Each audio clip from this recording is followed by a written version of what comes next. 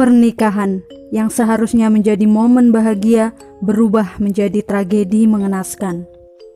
Seperti yang terjadi saat upacara pernikahan di Provinsi Al-Jahra, sebelah utara Kuwait pada 15 Agustus 2009. Nasra Yosef Al-Enzi yang kala itu berusia 24 tahun dituduh membakar tenda pada Agustus 2009 dalam pernikahan suaminya Zayed Zafiri, 36 tahun. Al-Enzi nekat melakukan hal itu karena dendam kesumatnya terhadap sang suami. Pernikahannya kandas dikarenakan sang suami ingin menikah lagi dengan perempuan lain. Ia kemudian menuangkan bensin ke tenda tempat perempuan dan anak-anak sedang merayakannya dan membakarnya. Perayaan pernikahan di negara Teluk yang konservatif itu diadakan secara terpisah untuk pria dan wanita, sedangkan anak-anak menghadiri pesta wanita. Dalam waktu 3 menit, seluruh tenda yang hanya memiliki satu pintu keluar dan tidak memenuhi peraturan keselamatan kebakaran dilalap api, menjebak banyak orang di dalamnya. Suhu di dalam tenda diklaim di atas 500 derajat Celcius. 4 tim pemadam kebakaran serta sejumlah besar ambulans dikirim ke tempat kejadian sekitar 50 km barat ibu kota.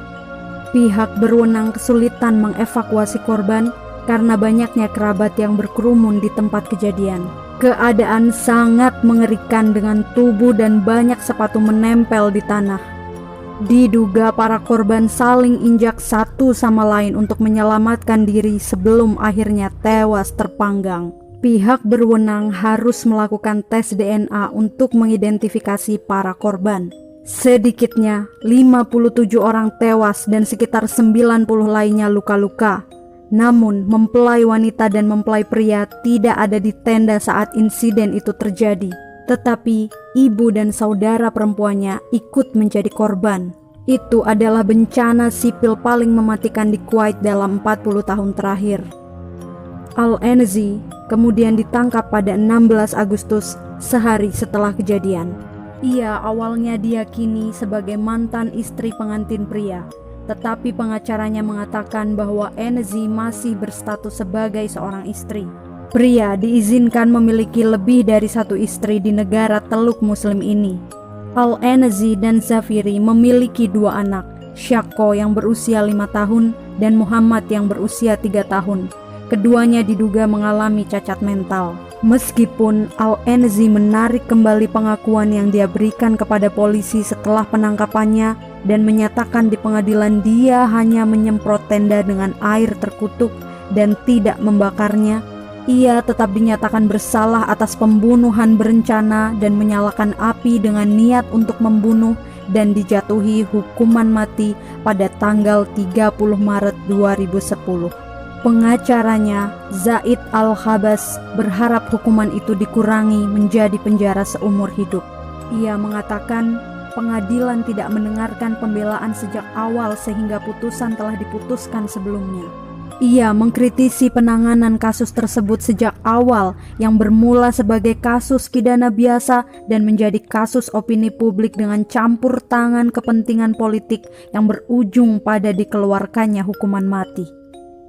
Ia berharap agar amir negara itu akan meringankan hukuman mati jika keluarga korban menyerahkan hak retribusi, maka kasus tersebut dibebaskan dan terdakwa akan membayar biaya kepada keluarga korban atas keputusan pengadilan. Al-Enzi dibawa ke ruang sidang kecil dari penjara pusat, ditemani oleh 5 sipir wanita. Wajahnya nampak pucat dan lemah.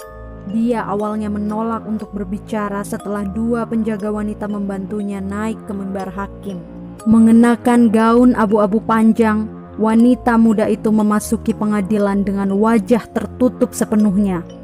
Tapi ketika ia mendekati hakim, penjaga membuka penutup wajahnya yang tertegun. Dia menolak untuk menjawab pertanyaan hakim yang memerintahkan penjaga untuk memberikan air dan menyuruhnya duduk.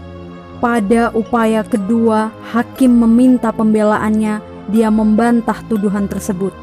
Ketiga pengacaranya menyerukan pembebasannya dan menuduh petugas penjara memperlakukannya dengan buruk. Pengacara pembela mengatakan Al-Enzi hamil 2 bulan ketika ditangkap dan sengaja digugurkan oleh sipir penjara dengan bantuan perawat Asia. Pengacara Khalid Al-Awadi mengatakan kepada wartawan bahwa penjaga penjara adalah kerabat suami Al-Enzi dan sejak itu dipindahkan dari penjara. Pengacara Sakof Al-Sakof mengatakan bahwa dia yakin Al-Enzi diberi obat penenang yang membuatnya keguguran dan petugas tidak memeriksakan penyebab kegugurannya ke rumah sakit. Berdasarkan hukum Kuwait, hukuman mati bagi wanita hamil secara otomatis diubah menjadi penjara seumur hidup. Mungkin inilah alasan mengapa mereka menggugurkannya untuk memberatkan hukuman Al-Enzi menjadi hukuman mati. Ketiga pengacara tersebut menuntut Al-Enzi diperiksa oleh dokter untuk mengetahui bagaimana dan kapan dia kehilangan kandungannya. Namun, hakim menolak semua petisi dari pembela. Kebakaran pernikahan di Kuwait tersebut menimbulkan perdebatan panjang di kalangan masyarakat dan mendapat perhatian besar dari media. Kala itu, warga Kuwait terpecah karena putusan pengadilan. Dr. Abdul Wahab Zafiri, Kepala Departemen Sosiologi Universitas Kuwait mengatakan, masalahnya sejak awal sudah sangat tragis. Bencana ini memakan banyak korban. Mereka yang terluka atau yang menyaksikan tragedi itu akan sangat terpengaruh secara psikologis yang dapat mencegah mereka menghadiri acara seperti itu lagi.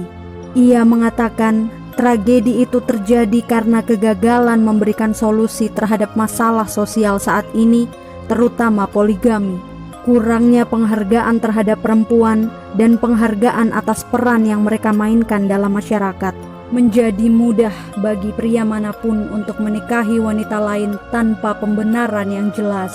Haider Al-Barun, seorang profesor psikologi di Universitas Kuwait percaya bahwa belas kasih dapat diberikan kepada keluarga para korban dan kepada tertuduh. Al-Barun mengatakan, usia Al-Enzi yang masih muda dan kurangnya pengalaman membuatnya kehilangan kendali ketika dia merasa sangat cemburu dan mengalami trauma suaminya menikahi wanita lain. Ia berharap sang amir akan mengurangi hukumannya. Najla Al-Naki, seorang pengacara di Departemen Fatwa dan Legislasi Pemerintah, mendukung hukuman mati dengan alasan bahwa itu akan menjadi pencegah terbaik bagi wanita manapun yang berpikir untuk melakukan tindakan seperti itu. Sedangkan Insinyur Saleh Al-Harbi menganggap hukuman mati itu adil dan berharap hukuman itu segera dilaksanakan. Ia berkata, tidak masuk akal bagi seorang wanita yang dibujuk oleh iblis untuk membunuh 58 manusia dibiarkan tetap hidup. Al-Enzi kemudian dihukum gantung oleh otoritas penjara pusat Kuwait pada 25 Januari 2017. Kuwait kemudian melarang penggunaan tenda pernikahan setelah insiden itu. The story is over. Sampai jumpa.